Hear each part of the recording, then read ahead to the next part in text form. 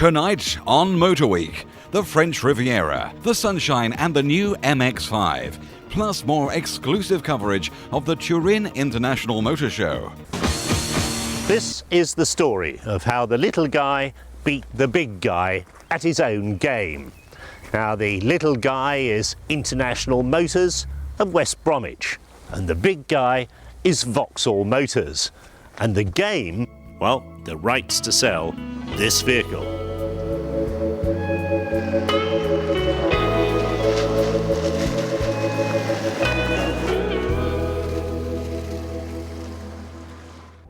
Now, back in 1987, International Motors first launched the Trooper. It rapidly won a good reputation for reliability and toughness. It was cheaper than a Land Cruiser or a Shogun and more comfortable than a basic Land Rover.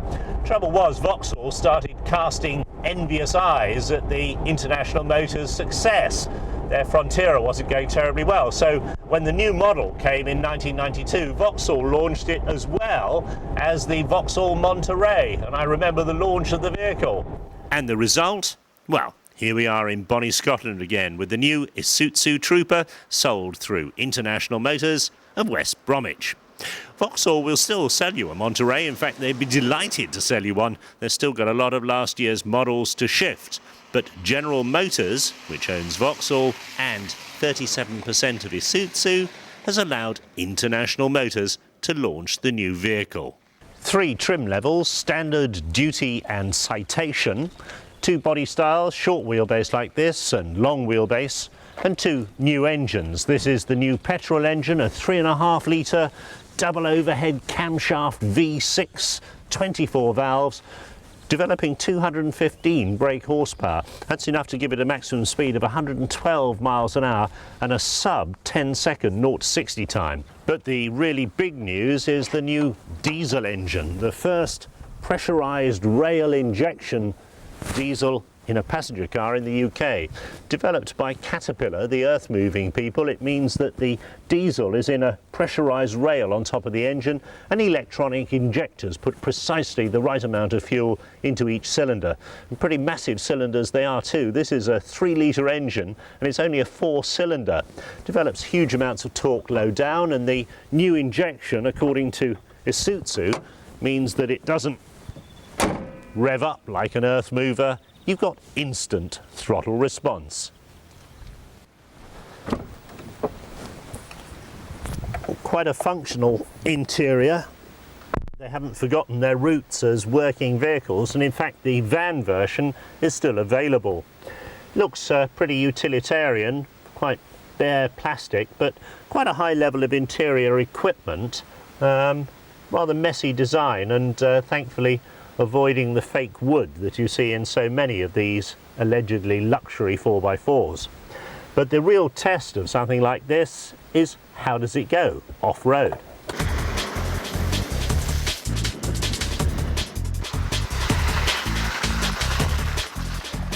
Isuzu took us to the top of a mountain near Kelso to explore off-road capability. With the demonstrators on mud tyres, we headed up into the conifer forest where heavy wood machinery had been tearing great chunks out of the peat bog. Even so, not desperately demanding, and the Trooper just romped through everything we could find. The Trooper always had a big tough chassis underneath the bodywork, and of course that continues. However, they've been playing around with the spring rates and the damper rates and the stiffness of the anti-roll bars. And in addition to that, they've also moved the wheels out slightly on the body. In other words, it's got a wider track. The result is that it's got a more predictable ride on the road. It feels as though it goes in a straight line now, whereas before, like a lot of big 4x4s, it tended to sort of move around on the road and need constant steering correction. Changes in the transmission department too. There's now a fascia mounted switch, so you can select 4-wheel drive in high range at any speed on the move up to 62 miles an hour. As before, selection of low range is by this lever down on the transmission tunnel. There's a new automatic gearbox, 3-speed with an overdrive ratio, and it's interesting that Isuzu say this vehicle is quicker to 60 miles an hour in automatic form than it is in manual gearbox form, and that's against the industry norm. Must be something to do with the truck-like gearbox. Prices? Well, the range runs from 19,000 to 26,650. The Isuzu Trooper, OK, it's faster and smoother than its predecessors, but at heart it's still a vehicle that really could work for its living, if you need it to. It hasn't quite joined the carpet, leather and walnut set. Good.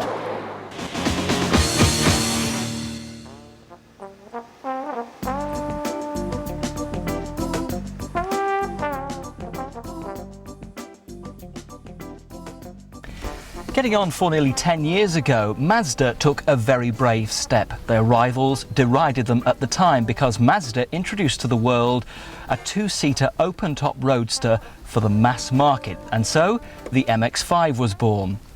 It was the catalyst for the rebirth of the roadster market, and it took the competition a long time to catch up. Rover brought us the MGF, BMW the Z3 and Mercedes the SLK, although the BMW and Mercedes not quite in the same league. Well, now, after 420,000 sales worldwide, the MX-5 has been given a fresh new look. Not a complete sex change, but some gentle facelifting by a skilled surgeon. Now, on initial appearance, the new MX-5 may look very similar to the old one, and you could be right in thinking that, but this is a 90% new car over the old shape MX-5, and there are some very subtle changes, some different curves. The rear end is a bit different, and here at the front is probably where you'd notice it most. Those lovely, gorgeous pop-up headlights, sadly gone. Safety reasons, cost reasons, who knows what, but the pop-up headlights gone. These headlights, though, offer a lot better illumination than over the previous ones.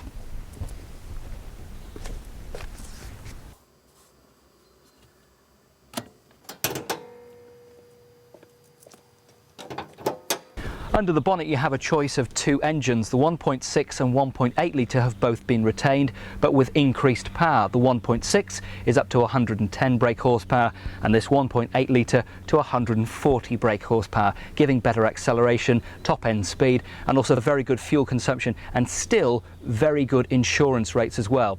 So let's see how this 1.8 drives. Take it for a spin.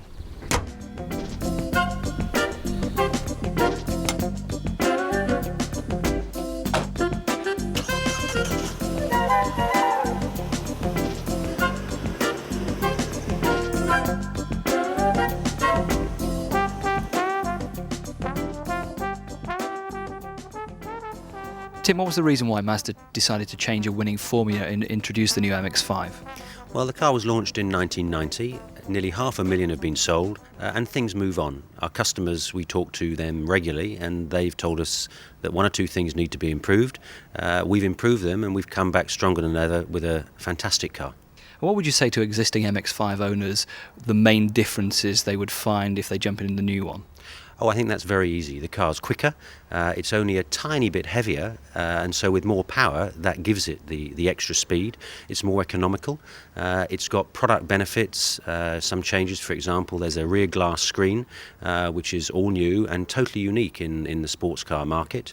It's got twin airbags, it's got a bigger boot, so there are many differences, and apart from anything else, just to set it off, there's some very nice new colours as well. And what about the pop-up headlights? They've gone by the way, sadly now. A lot of old MX-5 customers will be disappointed to see them go. What was the main reason behind it?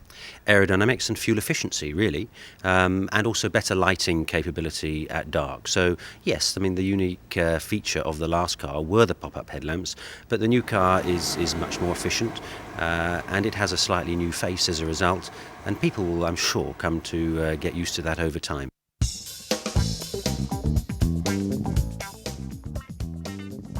Extensive efforts were made to minimise weight on the new MX-5 and to avoid middle-age spread. The front and rear overhangs are lighter and weight has been moved forward wherever possible towards the centre of the car to achieve excellent balance and weight distribution. The new body shares the same dimensions and wheelbase as the current MX-5 except for the width, and that's ensured that the car maintains all the compactness and manoeuvrability of the original car. The 0 to 62 miles per hour acceleration time for the 1.6 litre is now just 9.7 seconds, and the 1.8 litre reaches 0 to 62 in 8 seconds. Top speed for the 1.6 litre is 118 miles per hour and 127 miles per hour for the 1.8 litre. Output and torque for both engines has been improved through enhancements to the intake and exhaust systems, resulting in smooth engine revving from low to high speeds and responsive accelerations. Features such as straight intake port, a variable inertia exhaust system on the 1.8 and a dual exhaust manifold have been incorporated. The performance increases have been offset by detailed attention to minimising repair costs in the new design. The 1.6 is Group 11, the 1.8 Group 12 and the 1.8 IS Group 13.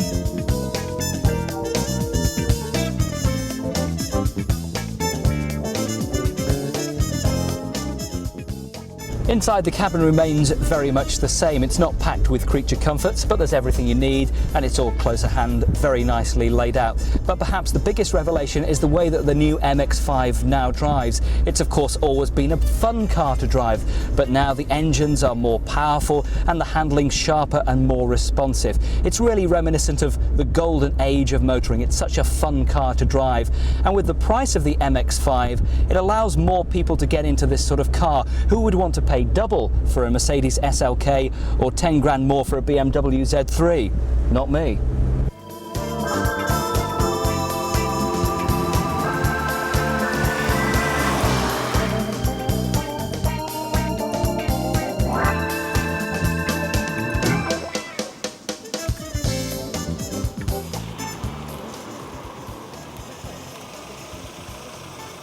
Well, what tremendous fun. The new MX-5 has retained the qualities that made the old one so good. It handles better, it drives better, there's more power, and there's hardly any increase in price. Mazda aim to sell around 5,000 of these a year, and their philosophy of, if it ain't broke, there's no need to fix it, certainly seems to have worked. After the break, Mike Rutherford direct from the Turin International Motor Show.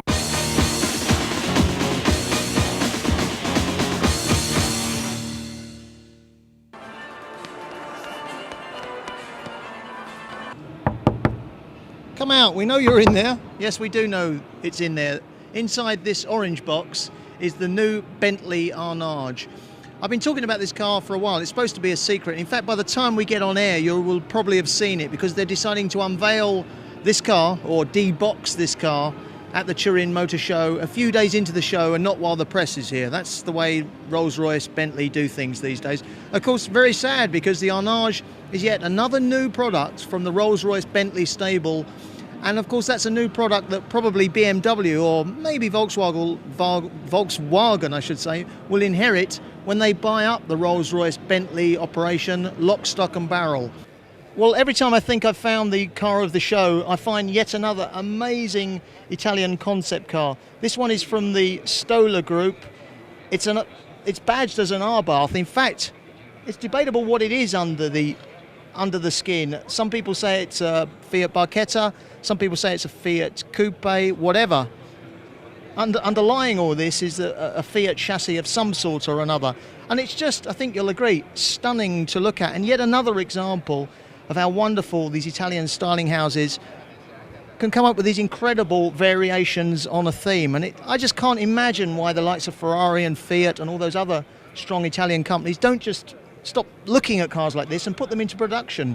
And they've promised me, believe it or not, that I can go for a little drive with one of my Italian friends.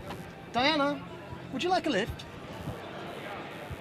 I tell you, life could be worse. Of course, if you know the first thing about motor cars and Italian motor cars, you'll know that one of the biggest names in Italy is that of Giugiaro. Ital design, Giorgetto Giugiaro, probably the world's most famous car designer. And somebody who wants to steal his crown is one Fabrizio Giugiaro, who, if I'm not mistaken, is the son of the legendary Fabrizio.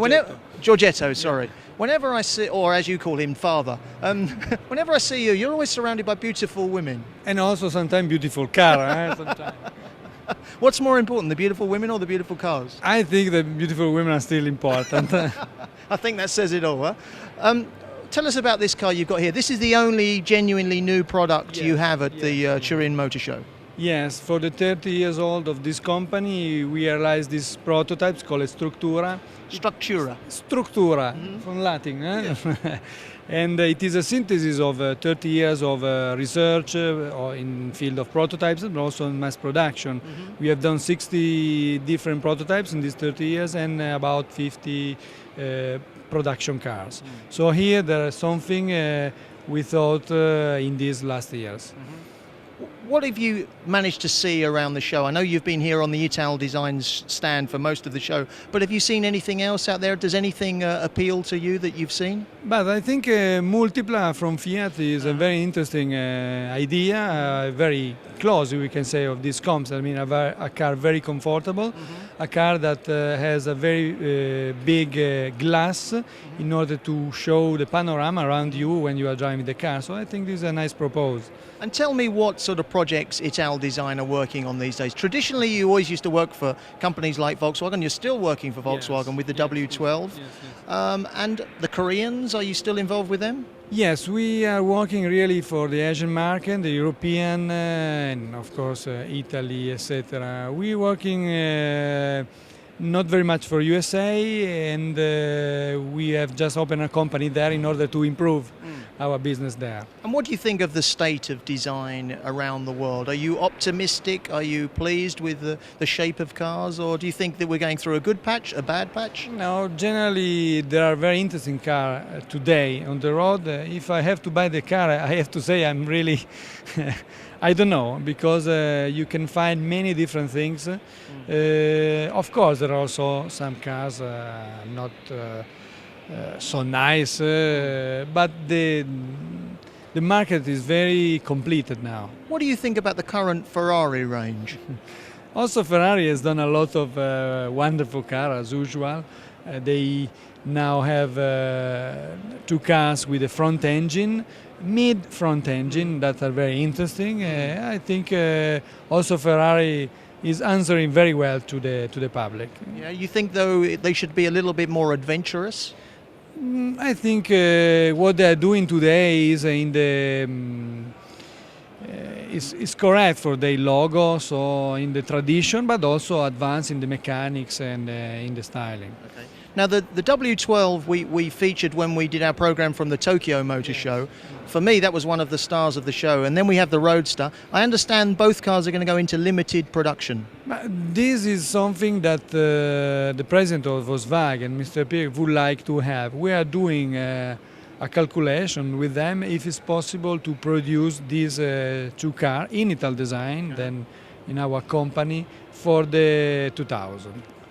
And it's fair to say that those cars are your babies, as it were? I have to say are two cars made in Ital Design. I'm responsible of the styling center, so are made under my direction. But now I know you're probably fed up hearing questions about your father, but how involved is your dad these days? Is he still involved with the day-to-day running of the company? Absolutely, absolutely. Luckily, he once is a fan of cars and he likes his job. With his help, I used to say, for me it's like Ronaldo in a team. I cannot work without someone like him. So he's anyway involved directly every day on our job. Okay, but when do you take over? Him? When do you take over from your father? Never. Don't believe a word of it.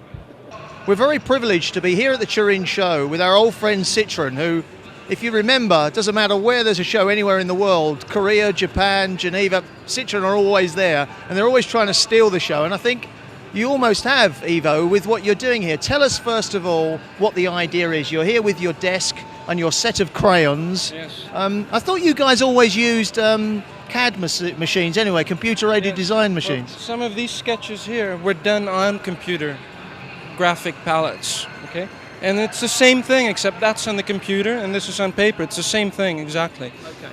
So there's no good that somebody like me who can't draw, It's not going to help you. I can't rely on the computer to do the designing for me. No, I can't help you out there.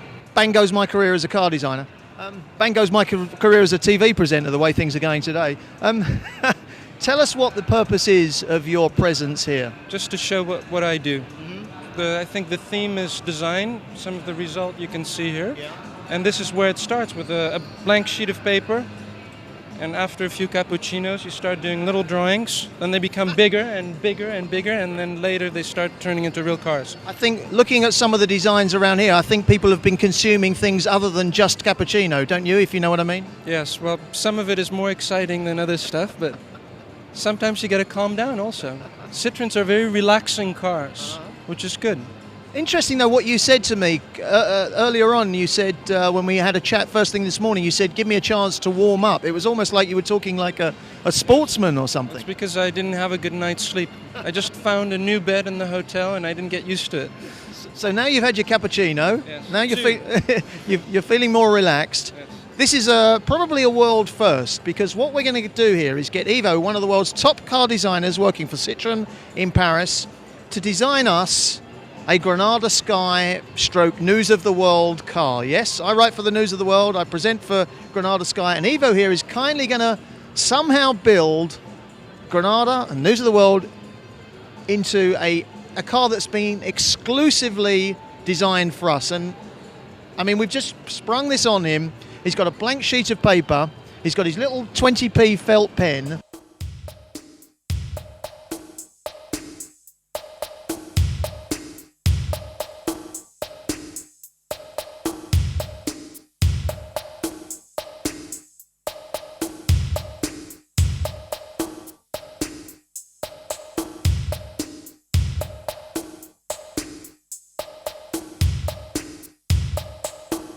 Well, honestly, it's only about 15 minutes later and we've come back to Ivo. That's all he's had to do this for us. He's got his little box of crayons here, look. Yeah, they talk about all this high-tech technology, high-tech computerization for car design. The man has a box of crayons. My 7-year-old kid has got a better box of crayons than that. He's also got his baby powder, quite what he uses that for, I don't know. He's got his swabs here, and also he's also been joined by his minder, Sylvia, who looks after him and makes sure that journalists don't pester him too much. And honestly, we haven't seen it, Ivo. Come on, this is the big reveal. Yes, well, here you go. News of the World. Wow, look at this. That is just amazing. Can you see the Granada logo in there? And we can honestly say, can we, Ivo, that this is the one and only car of its type in the world. This is not borrowed. Unique. It's absolutely unique. A one-off. And in about 100 years' time, when he's dead and buried and long gone, this will be worth a fortune. I'm handing this down to my children.